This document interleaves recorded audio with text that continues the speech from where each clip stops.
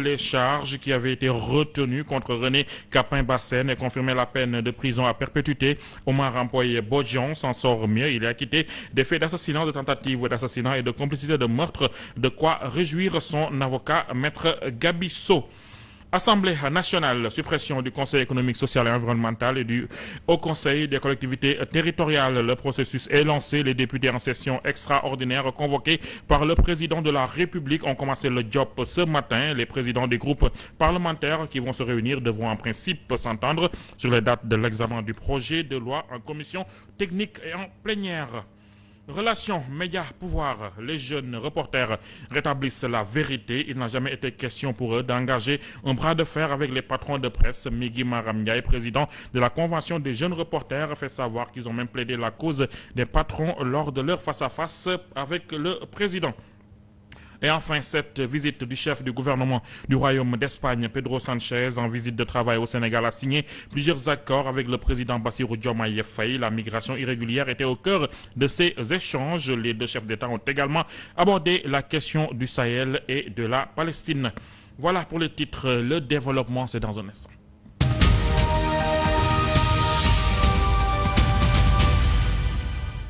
Merci de nous choisir pour vous informer. En bref, la Cour d'appel de Ziguinchor a rendu ce jeudi 29 août 2024 le verdict du procès en appel dans l'affaire dite de la tuerie de Bofa Bayotte. Pour rappel, René Capain-Bassène, la peine de prison à perpétuité a été confirmée. Toutes les charges qui avaient été retenues contre lui ont été maintenues. Quant à Omar Rampoy Bodjan, il a été acquitté des faits d'assassinat, de tentative d'assassinat et de complicité de meurtre. Les deux personnes avaient été condamnées en première instance à la réclusion criminelle à perpétuité et considérés comme étant les cerveaux dans cette affaire. Pour rappel, les faits se sont déroulés le 6 janvier 2018 dans la forêt de Bofa Bayotte, au sud de Ziguinchor. Au total, 14 personnes ont été tuées. Il y avait eu également 7 blessés. Avocat d'Omar Rampoy Bodjan, Maître Gabisso, dit toute sa satisfaction après le verdict rendu aujourd'hui par la Cour d'appel de Ziguinchor. Convaincu, dit-il, de son innocence, il ne pouvait laisser son client croupir en prison. Pour ce qui est de René Capain-Bassène, condamné à la réclusion criminelle à perpétuité, l'avocat fait savoir qu'il dispose d'un délai de 15 jours pour se pourvoir en cassation. La décision, elle est très simple. C'est-à-dire Omar Rampoy Bodjan a été acquitté. Ils ont infirmé la décision parce que vous n'êtes pas sans savoir qu'il a été condamné à perpétuité en première instance. Et la Cour d'appel a estimé qu'il n'était pas coupable. Donc Omar Rampoy Bodjan est acquitté. Personnellement, je suis très satisfait parce que je défendais Omar Rampoy Bodjan. Donc c'est pour lui que j'étais constitué. Et j'étais convaincu qu'il n'était pas coupable. Mais cependant, la décision a été confirmée relativement à la complicité d'assassinat pour René Capain-Bassène.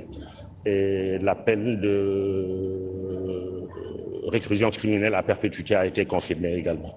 Mais cependant, il dispose d'un délai de 15 jours pour pouvoir faire appel et puis contester la décision. Bon, en fait, ce qui reste pour lui, c'est le pourvoi en cassation. Mais il va falloir que l'on puisse avoir la motivation de la Cour relativement à la décision qui a été rendue pour apprécier de l'opportunité de d'introduire un pourvoi en cassation. Mais on attendra. Peut-être la décision sera disponible dans les prochains jours. En bref, recrudescence des cas de meurtre, la peur va changer de camp, promet la police qui s'est engagée à garantir la sécurité des personnes et des biens tout en maintenant l'ordre public sur toute l'étendue du territoire national. Le commissaire Mohamed Gueye, chef du bureau des relations publiques de la police nationale, invité hier du 20h de la RTS1, a fait savoir que des instructions ont été données et sont actuellement mises en œuvre par les équipes sur le terrain. Le réseau ouest-africain pour la consolidation de la paix, ONEP, a organisé ce jeudi une rencontre sur l'insécurité routière au Sénégal. Cette organisation, créée en octobre 2003 par une vingtaine d'organisations de la société civile sénégalaise, intervient dans plusieurs régions. La rencontre du jour a réuni les différents acteurs du transport, dont l'Agence nationale de la sécurité routière, qui a d'ailleurs dévoilé les chiffres liés aux accidents de la circulation. Les causes sont multiples. Il y a 5 à 10, c'est quand même le véhicule. 10 à 20, on peut dire que c'est vraiment le véhicule. Mais nous tous, nous sommes conscients et nous savons que le facteur humain est à plus de 90% de la cause des accidents. Récemment, on peut dire qu'avec les accidents qu'on a notés sur vraiment les grands axes, l'autoroute N2, quand même, l'autoroute nationale numéro 2, numéro 3, on voit que des véhicules qui tentent de faire des dépassements, c'est vraiment, alors qu'il n'y a pas la visibilité, alors qu'il y a des véhicules qui sont devant. Donc on voit que tout ça, c'est le facteur humain. Cette tribune, c'est un début de réponse. Et sur la base de cette tribune, nous élaborons des documents que nous allons publier, notamment le policy brief. Et ces documents peuvent interpeller des partenaires techniques et financiers. Suppression du Haut Conseil des collectivités territoriales et du Conseil économique, social et environnemental. Le processus lancé à l'Assemblée nationale qui a ouvert ce jeudi sa deuxième session extraordinaire de l'année 2024, convoquée par le président de la République conformément à l'article 63 de la Constitution. Ce processus devra déboucher sur l'examen du projet de loi portant dissolution du Conseil économique, social et environnemental et du Haut Conseil des collectivités territoriales, suivant le compte-rendu de Dieynaba Oumar Sow. Ils étaient plus de 80 députés ce jeudi pour l'ouverture de la deuxième session extraordinaire de l'Assemblée nationale de l'année 2024. Une session pour l'examen du projet de loi portant suppression du Haut Conseil des collectivités territoriales et du Conseil économique, social et environnemental. Une ouverture qui réjouit les députés du pouvoir. En tout cas, aujourd'hui, je pense que c'est une promesse du président de la République. C'est le programme qu'il a présenté aux Sénégalais.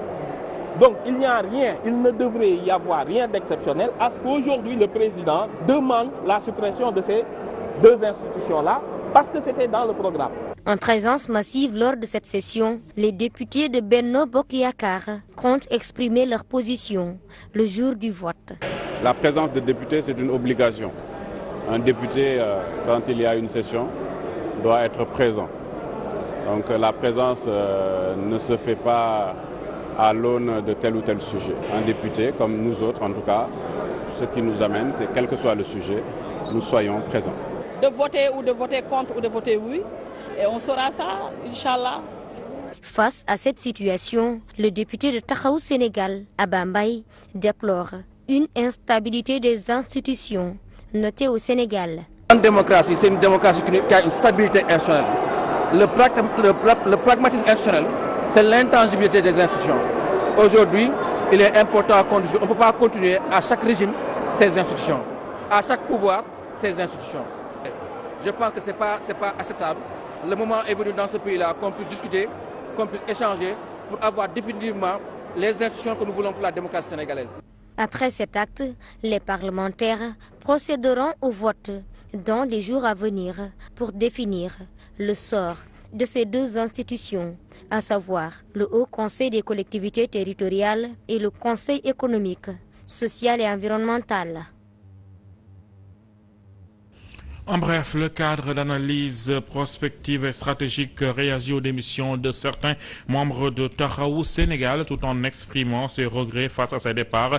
Le CAPS a félicité les cadres qui continuent de défendre les valeurs de Taxawu Sénégal. Le mouvement a réitéré son engagement au sein de Taxawu Sénégal et sa détermination à poursuivre son combat pour la démocratie et la prospérité. Il a également précisé que le processus d'évaluation de l'élection présidentielle de mars 2024 est achevé sans qu'aucun rapprochement avec un autre parti politique n'ait été évoqué. Khalifa Sall perd ainsi 25 de ses cadres. Ces derniers lui ont tourné le dos à peine 5 mois après la présidentielle. L'ancien responsable du Parti socialiste n'a pas su relever son défi majeur, à savoir la reconstruction d'une opposition de gauche d'inspiration socialiste capable de prendre la place du Parti socialiste et de la gauche traditionnelle. C'est la chronique de Mamadou Sy Albert et l'élu par Momar Cissé. Plus de 25 cadres politiques de la coalition Taxawu Sénégal viennent de poser un acte inattendu, peut-être même imprévisible.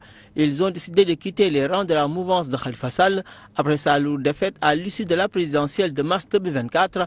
Khalifa Sall, candidat malheureux, vit le syndrome des échecs répétitifs des dissidences politiques en général, singulièrement des dissidences des rangs des grandes familles que sont des composantes socialistes, libérales et de la gauche post-mai 1968. L'ancien responsable du Parti socialiste socialiste n'a pas pu ou su relever son défi majeur, à savoir la reconstruction d'une opposition de gauche d'inspiration socialiste capable de prendre la place du Parti socialiste et de la gauche traditionnelle. Le PS reste encore debout malgré l'usure du temps et des faiblesses congénitales pour sa refondation. Les dissidents libéraux issus des flancs du PDS n'ont pas non plus réussi à se substituer au leadership du chef de l'opposition au pouvoir, socialiste, en l'occurrence l'ancien président de la République, Maître Abdoulaye Wade. L'ancien président de la République, Macky Sall, est l'unique porteur d'une dissidence relativement réussie. D'ailleurs, Macky Sall aura réussi la prouesse d'affaiblir le PS, le PDS et des pans entiers des partis de gauche. Toutefois, après son règne de 12 ans, l'Alliance pour la République pourrait vivre à son tour le phénomène de la dissidence. L'avenir nous édifiera sur les capacités des Républicains à vaincre les démons de l'éclatement, la fracture de son unité fragile et celle de sa coalition Benno Bokk Yakaar à la recherche d'un second souffle d'oxygène démocratique. Le mal des dissidences politiques est-il à la racine ou dans la reproduction des partis antidémocratiques des partis d'origine? L'absence d'une véritable alternative serait-elle la cause des échecs? La réponse politique à de telles interrogations essentielles est loin d'être aisée. Peut-être les deux causes s'enchevêtrent à la fois. En tout cas, la nouvelle configuration du paysage politique après la troisième alternance de mars 2024 suggère à bien des égards une introspection courageuse de la dissidence politique, ses limites historiques entre autres. Après les échecs des partis historiques et des dissidents, les nouveaux acteurs politiques devraient peut-être se mettre à l'heure des exigences des mouvements sociaux, culturels, économiques, citoyens et républicains. Oumar Cissé, Reporters sans frontières, la Convention des jeunes reporters du Sénégal et leurs partenaires ont lancé ce jeudi un atelier de sensibilisation de 3 jours sur les rapports entre professionnels des médias et les forces de l'ordre, de la police à la gendarmerie en passant par la brigade des sapeurs-pompiers, sans oublier la société civile. Tous les acteurs se penchent sur les rapports heurtés entre les deux parties. Au terme, un mémorandum consensuel sera posé sur la table pour que chacun puisse exercer son métier sans entrave. Suivant ce compte rendu de Omar Cham, il est avec Omar Mek. Depuis les événements de mars 2021, le fossé ne cesse de se creuser entre les hommes de médias et les forces de défense et de sécurité lors des couvertures médiatiques. Des cas de bavure, de menaces, des arrestations, voire des jets de grenades lacrymogènes, le quatrième pouvoir subit de plein fouet la rage des manifestants et l'incompréhension des forces de l'ordre. Pour rabibocher les deux parties, la Convention des jeunes reporters et ses partenaires ont organisé un atelier de sensibilisation avec à la clé la présence des différents acteurs. Quand nous avons fait ce constat, vous vous souvenez de l'affaire Absa Anne, Isabelle, entre autres, nous avons rencontré les autorités, d'abord le ministre de l'Intérieur d'alors, ensuite récemment le président de la République et le directeur des relations publiques de la police nationale.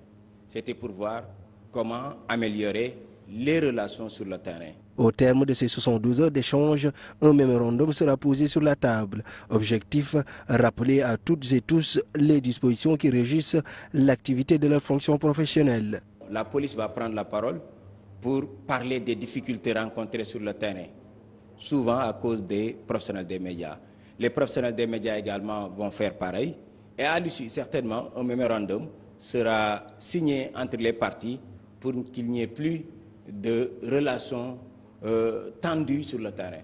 En attendant, le président de la Convention des jeunes reporters rappelle aux membres de la corporation la pertinence d'avoir un moyen d'identification, en l'espèce la carte de presse. Celle-ci évitera aux journalistes quelques déconvenus. Même pas 3000 professionnels des médias qui ont cette carte-là, alors que nous sommes des milliers dans les rédactions.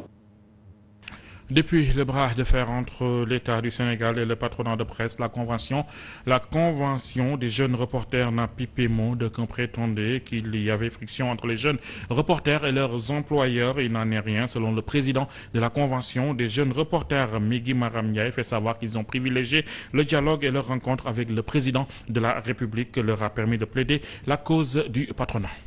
Parce que nous avons dit que la crise soit amée, nous sommes gagnés.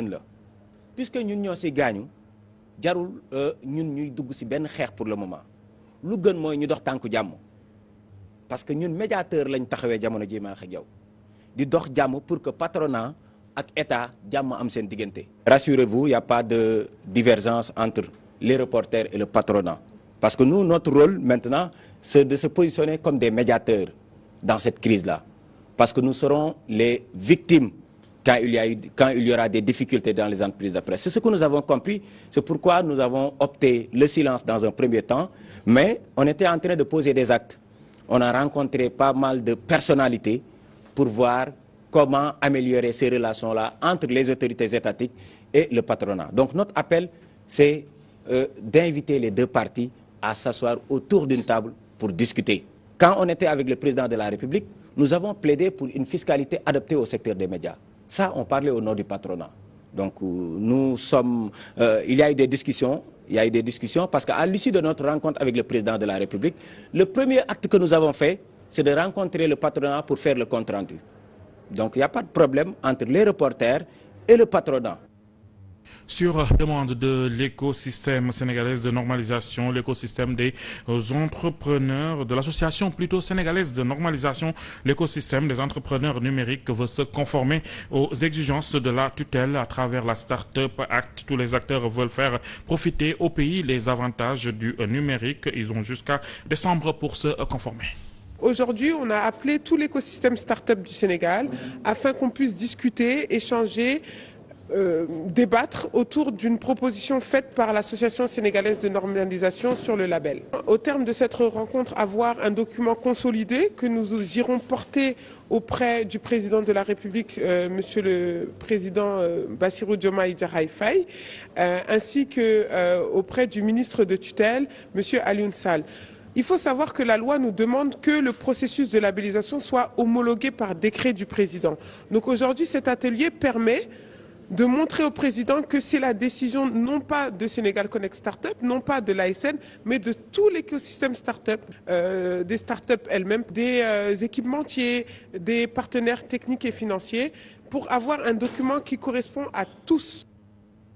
En bref, le Sénégal inaugure du 1er au 30 septembre 2024 la première édition du mois national de l'alphabétisation sous le thème « L'alphabétisation, un instrument au service de la souveraineté, de la justice sociale et de la paix ». Cet événement organisé par le ministère de l'Éducation nationale vise à promouvoir l'alphabétisation comme un pilier de développement et de souveraineté. Au programme, des ateliers de lecture, des cours d'écriture et des initiations à l'écriture des langues nationales seront déployés à travers tout le pays pour impliquer les citoyens dans cette dynamique nationale. Nous vous le disions dans les titres, le président du gouvernement du Royaume d'Espagne, Pedro Sanchez, a effectué une visite de travail au Sénégal. Au cours de cette visite, plusieurs accords ont été signés entre les deux gouvernements, notamment pour la lutte contre la migration irrégulière. Compte rendu Mamadou Kanté. La République du Sénégal et le Royaume de l'Espagne renforcent leur coopération bilatérale multiforme, embrassant quasi tous les domaines. Nous avons convenu d'explorer des voies de renforcement de la coopération dans les domaines tels que l'agriculture, la formation professionnelle et technique, l'industrialisation et la digitalisation qui sont des priorités pour notre pays. Ce séjour du président du gouvernement espagnol Pedro Sánchez au Sénégal coïncide avec une période de recrudescence des départs de migrants vers les côtes espagnoles, particulièrement dans les îles Canaries. Les deux pays comptent ainsi travailler pour stopper ce phénomène. Notre pays continuera de lutter contre la migration irrégulière avec ses partenaires dont l'Espagne. Mais à côté des mesures répressives, une coopération plus étroite entre les deux pays est nécessaire pour lutter contre les causes profondes de ce phénomène. Développer des initiatives conjointes de prévention de la migration irrégulière, mais aussi inciter à des voies de migration sûres, ordonnées et régulières. La migration n'est pas à compte de... La migration n'est pas au compte des filles. Et les Espagnols le savent bien. Il n'y a pas longtemps encore, nous étions un pays de migrants. La migration est nécessaire en plus. Elle est bonne aussi pour le pays d'origine que pour le pays de destination. Mais quitte à ce que ça soit une migration ordonnée, la migration irrégulière est un enfer qui conduit à des situations extrêmes d'exploitation. D'inégalité. Cette visite de Pedro Sánchez a permis aux deux gouvernements de signer des accords sur la migration, mais aussi dans d'autres domaines. Au cours de cette rencontre, la question sécuritaire au Sahel a été évoquée par les deux chefs d'État. Bassirou Diomaye Faye et Pedro Sanchez estiment que l'enjeu stratégique de cette région devrait mobiliser toutes les initiatives de paix. Notre entretien a aussi porté sur d'autres sujets d'intérêt majeur, comme la situation au Sahel face au terrorisme, qui nécessite une mobilisation globale de la communauté internationale et surtout de l'Europe aux côtés des pays concernés, car il est connu que les continents africains et européens ont un destin sécuritaire lié. Cette région revêt une importance stratégique pour l'Espagne et nous voulons contribuer à sa prospérité et à sa stabilité. Donc, une fois de plus, je veux insister sur le rôle de médiation du président Bassirou Diomaye Faye entre la CEDEAO et les pays de l'AES. Et le Niger. La question palestinienne a aussi été évoquée lors des échanges entre l'État du Sénégal et le Royaume d'Espagne. Les deux pays militent pour la reconnaissance de l'État de la Palestine et un cessez-le-feu pour permettre aux deux pays en conflit de vivre côte à côte en paix. Le Sénégal, en sa qualité de président du Comité des Nations Unies pour l'exercice des droits inaliénables du peuple palestinien, a fortement salué la décision de l'Espagne de reconnaître l'État de Palestine. À ce propos, le Sénégal réitère sa condamnation ferme de la situation catastrophique à Gaza, où la population vit une tragédie sans précédent et fait face au mépris des règles humanitaires les plus élémentaires par la puissance occupante. Il faut que l'aide humanitaire puisse entrer à Gaza. Il faut que l'aide humanitaire puisse entrer à Gaza et la communauté internationale doit tenir une conférence de paix afin de reconnaître définitivement la solution des deux États pour que la Palestine et l'Israël puissent vivre en paix. Côte à côte en paix. C'est tout pour ce soir. Merci d'avoir choisi le journal de cette TV pour vous informer. Restez avec nous. Nos programmes se poursuivent. Je vous retrouve à 21h dans votre émission politique C'est à débattre qui va revenir sur l'actualité de la semaine. Merci et au revoir.